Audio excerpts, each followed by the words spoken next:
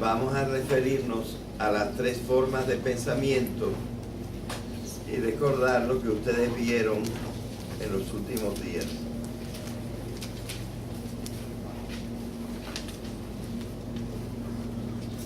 ¿Por qué hay tres formas de pensamiento? Por lo menos tres. Las podemos dividir en diferentes maneras, pero hay varias formas de pensamiento. ¿Por qué? Yo tengo una buena explicación. Y la explicación empieza diciendo, porque para pensar hay que usar lenguaje.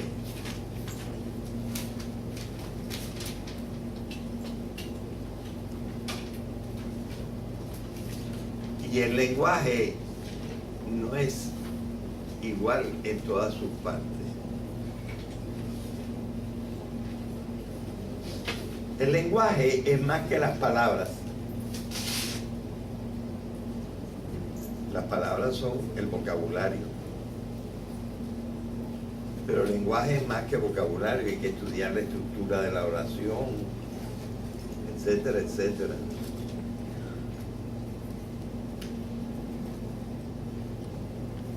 Y el hombre no puede pensar sin lenguaje. Para ejemplo, yo voy a tomar la parte del lenguaje que son las palabras. Pero la cosa es más complicada porque no se trata solamente de palabras. Se trata de todo el lenguaje, que tiene muchas cosas diferentes.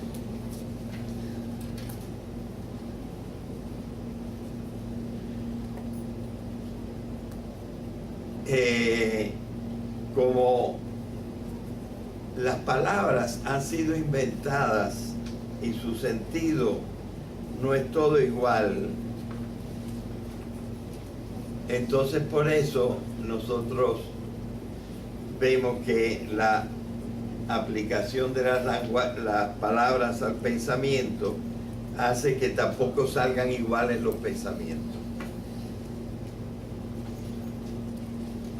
Y yo como ejemplo di esas tres palabras de ahí. Con la palabra hidrógeno no hay forma de equivocarse. Sobre todo si uno tiene un chin de conocimiento del griego. Porque hidrógeno quiere decir generador de agua. Y la única cosa que genera el agua cuando se le acerca el oxígeno es precisamente el hidrógeno. Así que esta es una palabra que nada más puede tener, y un pensamiento que nada más puede ser uno, el que está pegado a la palabra hidrógeno. Tenemos que comprender que en la palabra ya está explicado el pensamiento. Y esta es una de las cosas que está en el pensamiento unívoco. No es siempre así, pero es un ejemplo.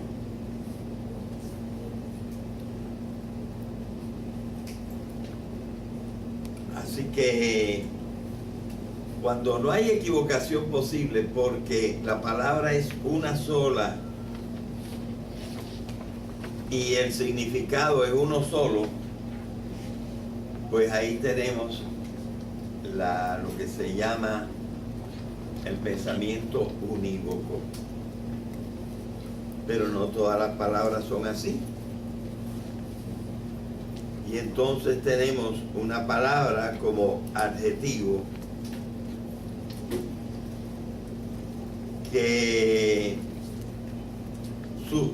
cuya significación principal, viendo su etimología, es la siguiente: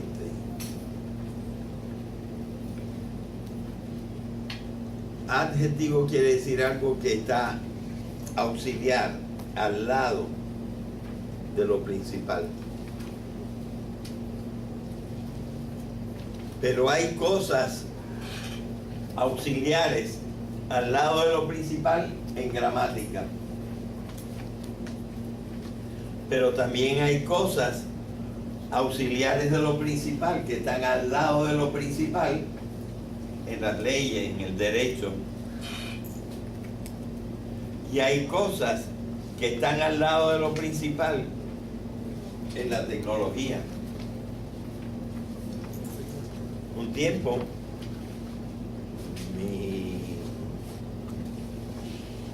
mi planta eléctrica de repuesto perdió el switch de comenzar, pero así todo yo podía, o de apagarse era el que se rompió,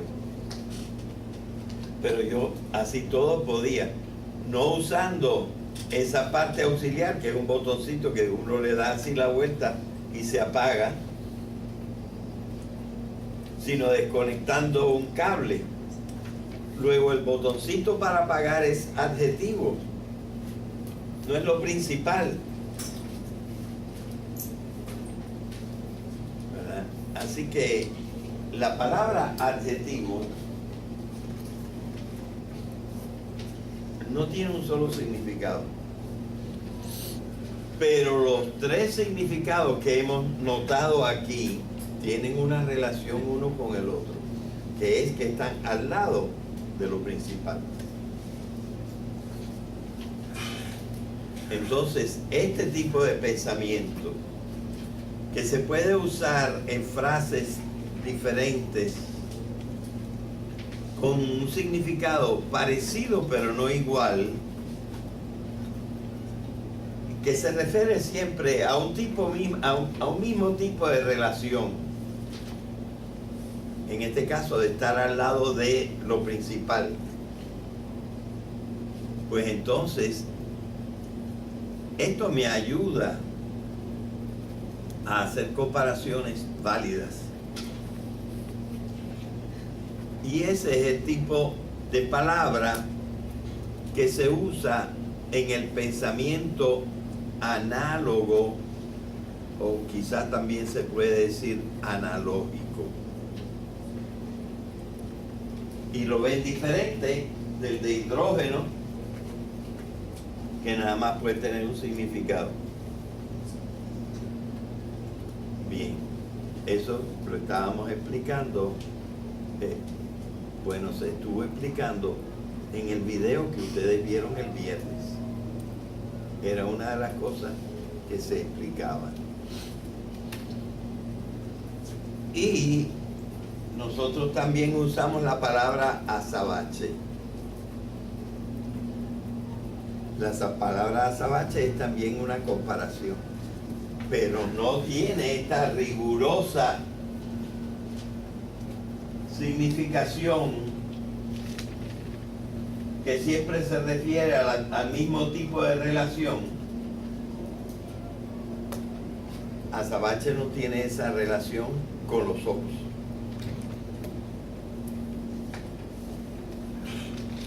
Yo digo la palabra azabache, pero nadie piensa que yo estoy pensando en los azabaches. Enseguida, con la frase que yo pronuncié, saben que yo estoy hablando de los ojos, no de los azabaches. La palabra que digo no es ojos, digo la palabra azabaches. Pero va a significar ojos por la metáfora. Y esta es una metáfora ordinaria. Pero las metáforas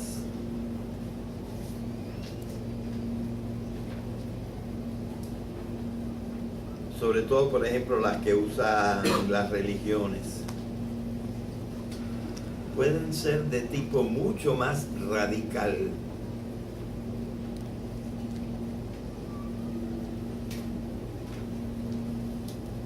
costaría un poquito de tiempo, aunque sería útil, pero me costaría un poquito de tiempo explicarles esta radicalidad. Pero quizá lo dejemos para otro momento. Es una cosa mucho más radical. Y cuando la metáfora es bien radical, la llamamos mito. Claro que el mito no se puede decir casi con una sola palabra. Hay veces que sí. Por ejemplo, la palabra cielo es una palabra mítica en el sentido espiritual. ¿Por qué? Porque cielo en la palabra se refiere evidentemente a un lugar.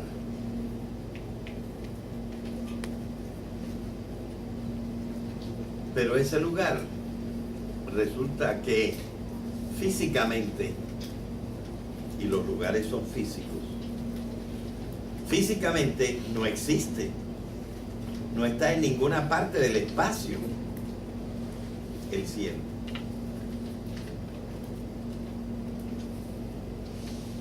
Así que aquí el uso de la palabra cielo podría confundir a mucha gente, porque está basado en algo que se refiere a un lugar, pero significa algo radicalmente diferente.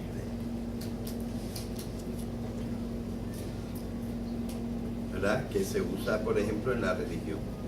Pero el mito ordinariamente no es una palabra, es una narración. Y esta narración, tomado en su sentido recto, en lo que quieren decir las palabras, es completamente loca. No puede ser. Una de las frases que ustedes oyeron en el video del viernes es esta.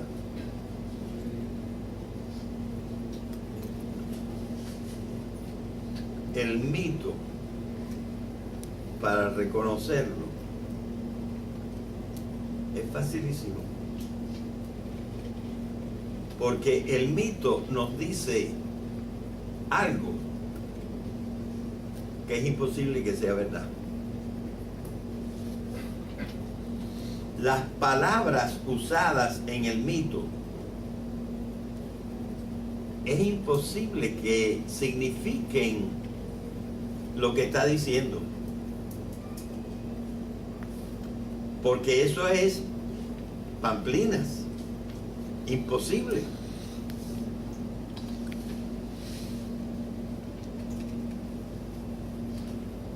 Y en el video pues se tomó un poco el mito de Adán y de Eva, más el de Adán que el de Eva, pero el de Eva es igualmente imposible de creer, ¿verdad? Que Dios hubiera sacado a Eva de una costilla de Adán. Necesitaba una cuchillita bastante afilada, y luego la muñequita le salía de este tamaño. Así que me dicen que ustedes han visto los episodios de Chespirito, y que Chespirito de vez en cuando, para hacer algunas de sus travesuras, se tomaba un liquidito de chiquitolina y se volvía de este tamañito. Y entonces Dios hubiera necesitado una anti-chiquitolina para de la estatuita así de Eva sacada de la costilla y bien flaquita, que entonces debería ser Eva. ponerla casi del tamaño de Adán. Pero ¿quién va a creer eso? Luego, no puede ser que ese sea el significado. Ahora, hay una gente que los llamamos los fundamentalistas, que dicen, pues ese sí es, y es el único significado que yo le doy. Por lo cual yo le puedo responder, pues te equivocas de medio a medio, porque no hay forma que eso pueda ser verdad. Entonces, el que dice que entiende la fe, ese es el que no entiende la fe. Porque está pensando en una cosa que no puede ser. ¿Verdad? De manera que nosotros vemos que el mito es un uso radical de la palabra que, entendido en el sentido directo y recto que tienen las palabras, absolutamente no puede ser. Y eso es lo mismo en la creación que en la caída de las murallas de Jericó, o que el paso del mar muerto, o que el arca de Noé. Cosas que absolutamente no pueden ser. Pero eso no está solamente en el Antiguo Testamento. Está también en el Nuevo Testamento. Voy a tomar un ejemplo que me parece bastante sencillo y no es el más profundo. Dice San Lucas que Jesucristo, 40 días después de que resucitó y que estuvo visitando de vez en cuando a los hombres, a los apóstoles, los llevó afuera de Jerusalén, afuerita de Jerusalén, y de repente, en medio de ellos, se separó del suelo y empezó a subir, y empezó a subir, y empezó a subir, y subió hasta que desapareció. Y entonces unos ángeles vinieron y les dijeron, hey, ¿qué están haciendo ustedes? Que ya ni ven a Cristo y siguen mirando para arriba. Él ha ido al cielo. ¿Dónde es el cielo? El cielo es un lugar. Los lugares están en el espacio. ¿En qué lugar del espacio está el cielo? Y ahora más que nunca hemos descubierto,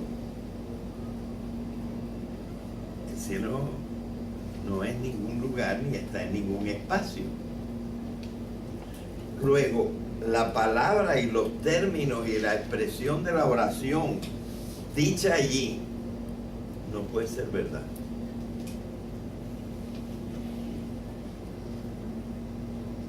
Quiere decir entonces que lo que está dicho allí no tiene significado. No. Hay otro sentido que a veces llamamos espiritual que se le puede dar. Y este es el sentido de que la vida de Cristo no termina en fracaso.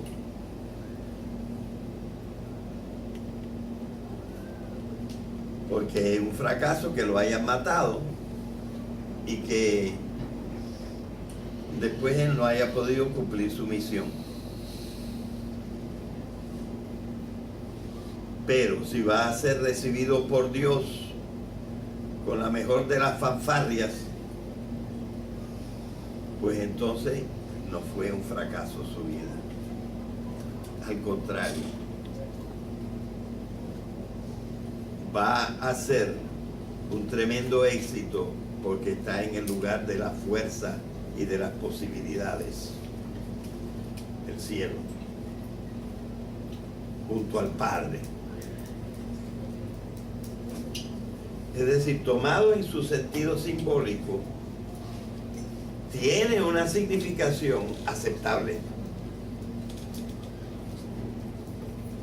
Pero no, hay gente que prefiere la no aceptable. Y entonces dicen que ellos son los que comprenden. Ellos son los que no comprenden.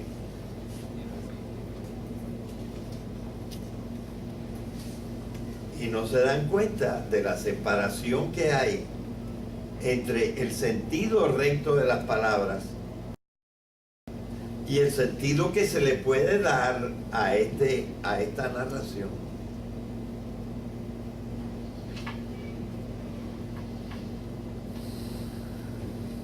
Y me parece que en el video se decía también que ahora nosotros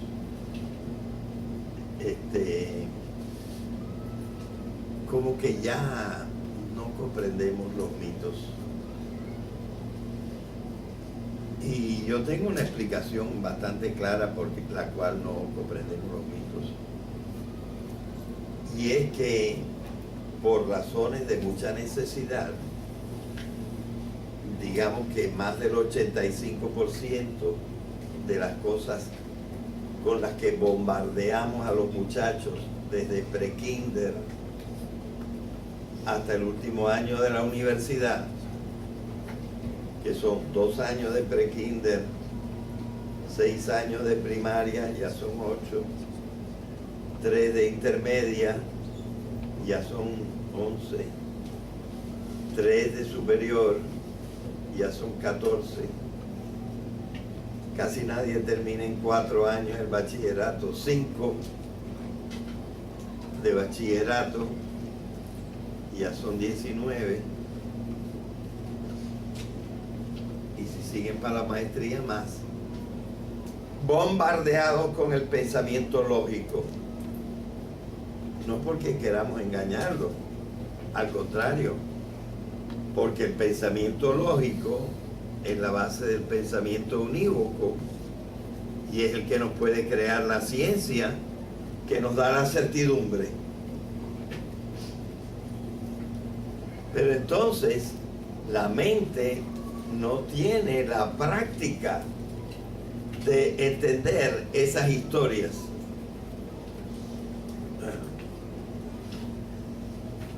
Y hasta nos dificulta comprender no los mitos religiosos, sino también los mitos de los filósofos, como el mito que nos presenta, sabiendo que es mito, nos lo presenta Platón, diciendo cómo conocen las almas. Platón dice, cuenta este mito en uno de sus libros, diciendo, primero, que las almas existían antes que los cuerpos, porque los cuerpos son materiales y se hicieron después. Las almas estaban allá encaramadas en el cielo, en el topos Uranus, en el lugar celestial, dice él. Allá estaban 2 cosas, las almas y las ideas. Y los hombres veían, las almas veían perfectamente las ideas y las comprendían clarísimo.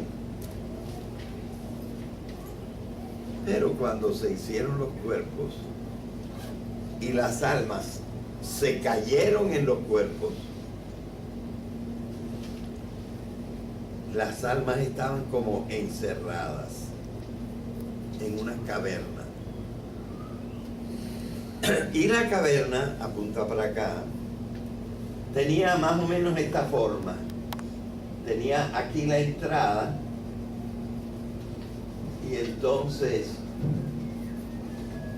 después aquí se habían caído las almas en esta parte de abajo. Aquí están las almas. Y entonces por la puerta, por la entrada de la cueva entraba la luz. Y esta parte de acá de la cueva entonces estaba iluminada, aunque esto estaba mucho más en la oscuridad, pero aquello estaba iluminado. Y por ejemplo, si un oso pasaba, allí se veía la sombra del oso. Y entonces, ¿qué decían las almas? Mira, un oso. O sea, ese era el oso para las almas. Y Platón decía, así nos pasa en la vida. Mientras estamos en el cuerpo, nosotros interpretamos las sombras como si fueran la realidad. Y el mito es claro, porque lo explica. Pero evidentemente no puede ser verdad que las almas estén aquí. No puede ser verdad que pase un oso por allí y que las almas digan unas a otras. No puede ser verdad que las almas existan antes que los cuerpos. Todo es falso en su sentido literal. Pero no tenemos que comprenderlo en el sentido literal. Hay que buscar un sentido que sea razonable. Y ese sentido razonable no es el sentido que tienen las palabras, pero es un sentido que metafóricamente le podemos dar a las palabras.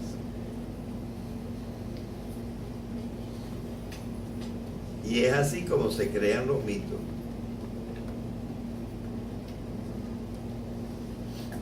Pero si la persona, en el caso de la religión, se obstina en creer las cosas como lo dice la palabra, letra por letra, literalmente, él cree que comprende la fe y es el que menos comprende la fe, porque la fe no quería dar esa impresión, quería dar la otra impresión.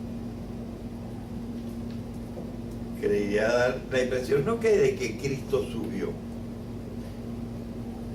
sino que la vida de Cristo no terminó en la derrota y que existe una cosa que se llama la salvación y que nosotros vamos a obtener la salvación gracias a la acción de Él.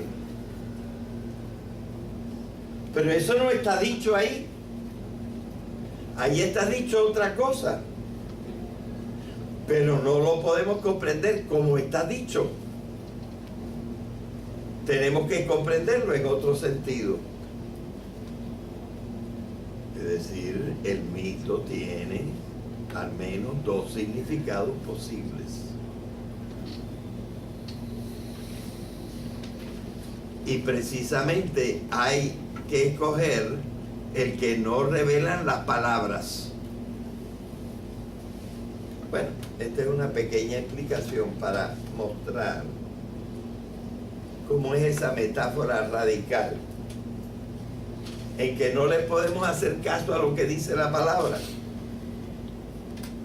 y tenemos que buscar otra forma de explicarlo. Ok, bien.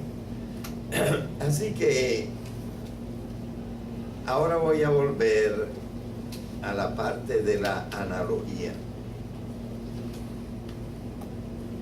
Y también está dicho en el video que ustedes vieron el viernes, y por eso esto es un repaso. Está dicho que en el fondo la analogía y el pensamiento unívoco, ambos tienen la misma base. Y la metáfora ordinaria y la metáfora radical que llamamos mito también tienen la misma base.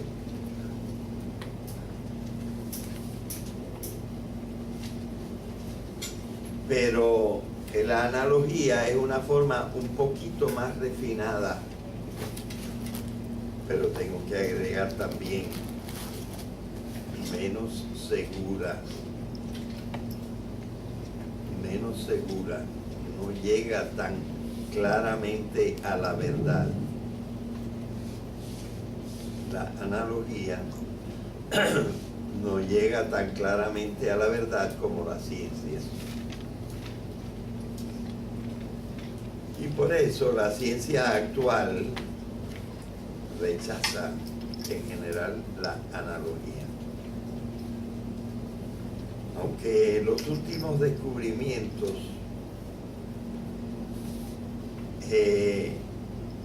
están logrando acercar más la analogía a lo unívoco.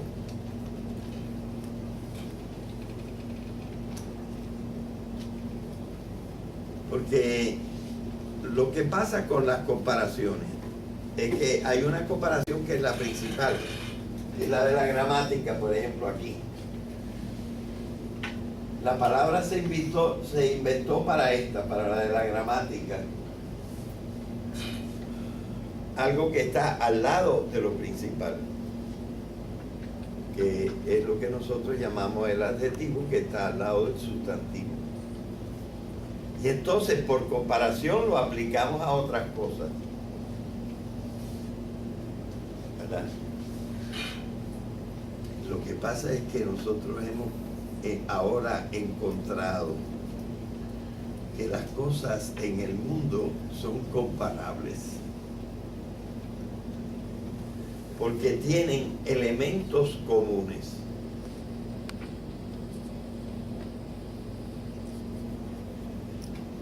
Por ejemplo, algo que ahora vino a turbarse un poco por la física cuántica, es decir, la física de antes de la creación de los átomos, la física de las partículas subatómicas. En la física de las partículas subatómicas no se ve claramente en todos los casos una cosa que se llama la causalidad. Pero bueno, la física cuántica empezó hacia 1900 o 1930 ya más especialmente. Y el mundo que nosotros conocíamos era del átomo para arriba. Y allí todas las cosas tienen causalidad. Todas las cosas tienen su causa.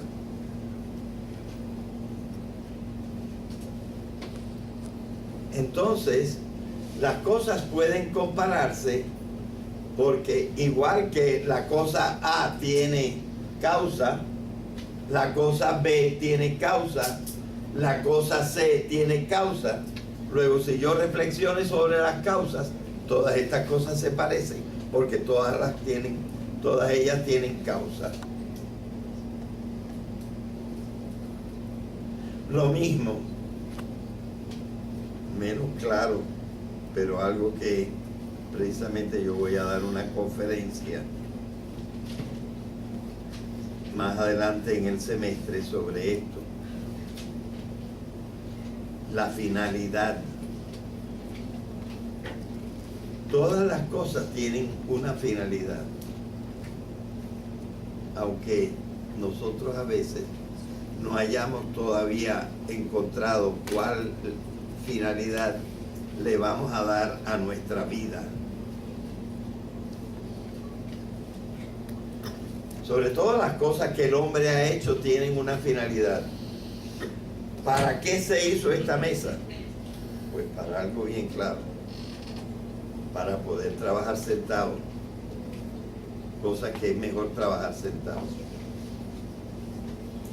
Para eso se hicieron las mesas. O para poder comer sentado.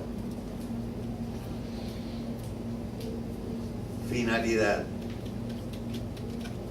Pero, ¿y cuál es la finalidad de una semilla de maíz?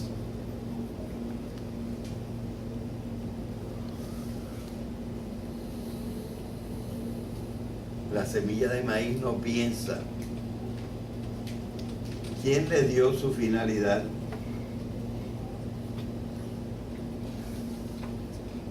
La respuesta de la ciencia es nadie.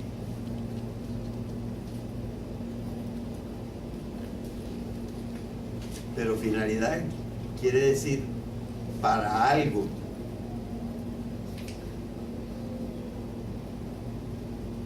¿Y qué pasa? La semilla no es para nada.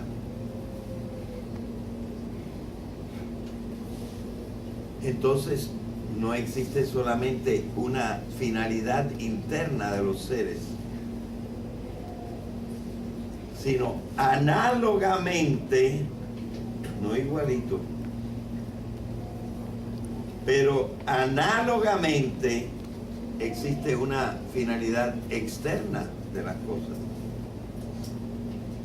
¿Ven el pensamiento análogo? El pensamiento análogo le hace mucho caso a las causas, le hace mucho caso a la finalidad, aunque no es lo principal. El pensamiento análogo encuentra una cosa en que todo lo que existe se parece. ¿Y qué es esto? Que cualquier cosa que exista es un ser. Entonces, en cuanto ser, podemos comparar analogía, encontrar analogía entre una cosa y otra cosa. Y si lo hacemos con rigor, estamos usando el pensamiento análogo.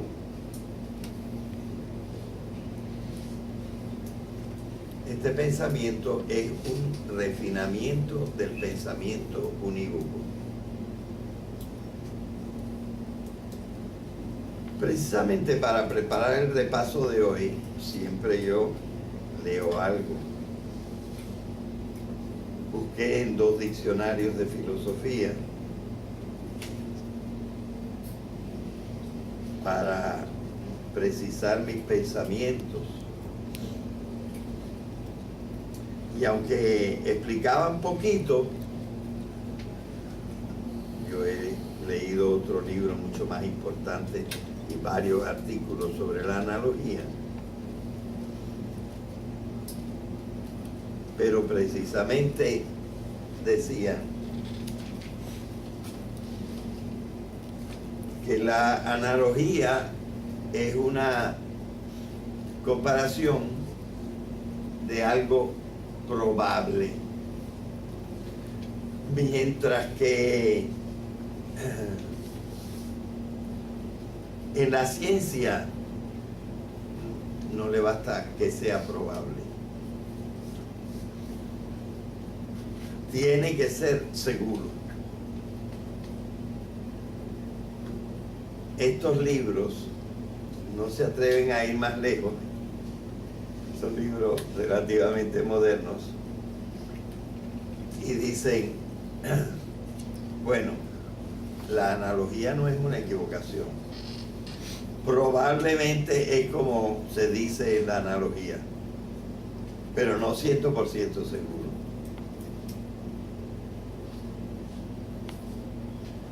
Se parte, sin embargo, de algo completamente seguro. Perdón. Aló. Aló.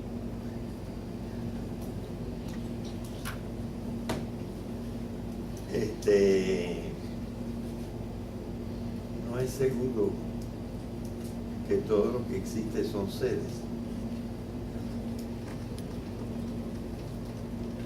O sea, la base es bien segura, la base de la analogía. Todo lo que existe son seres. Hay otros elementos que pueden no ser tan ciertos, pero lo que pasa es esto, precisamente que nos ha hecho descubrir la ciencia a través del tiempo.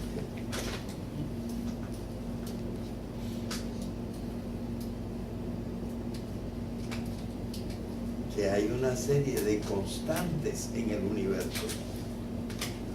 Y cada vez se encuentran más constantes en el universo. ¿Qué cosas son las constantes? Ordinariamente son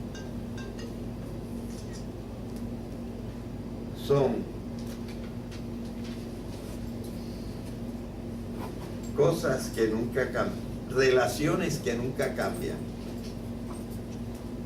Las cosas cambian, pero al cambiar las cosas no siempre cambian las relaciones.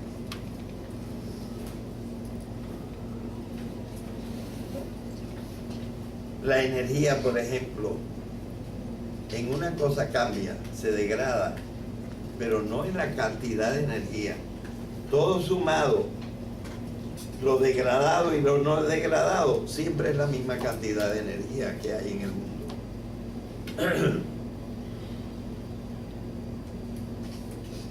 Y antes podíamos creer que algunas cosas no estaban empatadas.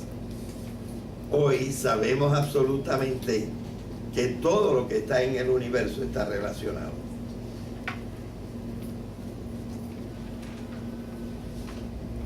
Así que, en todo caso, cada vez la analogía está hablando de cosas más probables,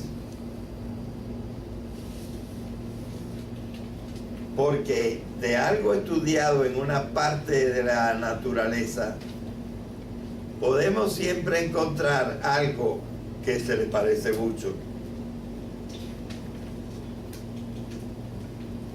Sin embargo,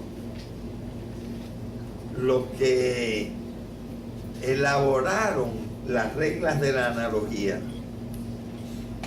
no se equivocaron cuando dijeron: entre dos cosas análogas hay más diferencias que similitudes. Por lo tanto, lo que podemos comparar de ellas son las similitudes y no las diferencias.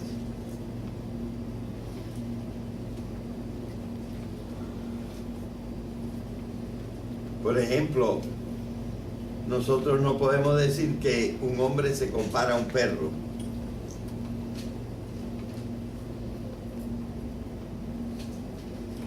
En el sentido de que el perro no tiene todo lo que tiene el hombre.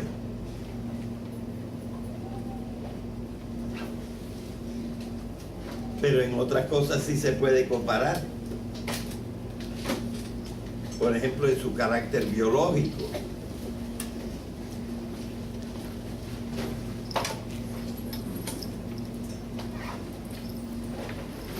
Dicho en una forma, usando una comparación, casi una metáfora matemática, podemos decir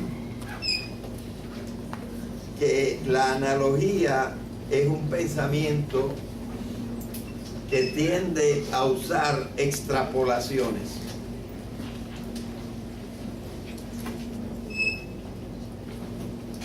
Pero las extrapolaciones matemáticamente no son falsas.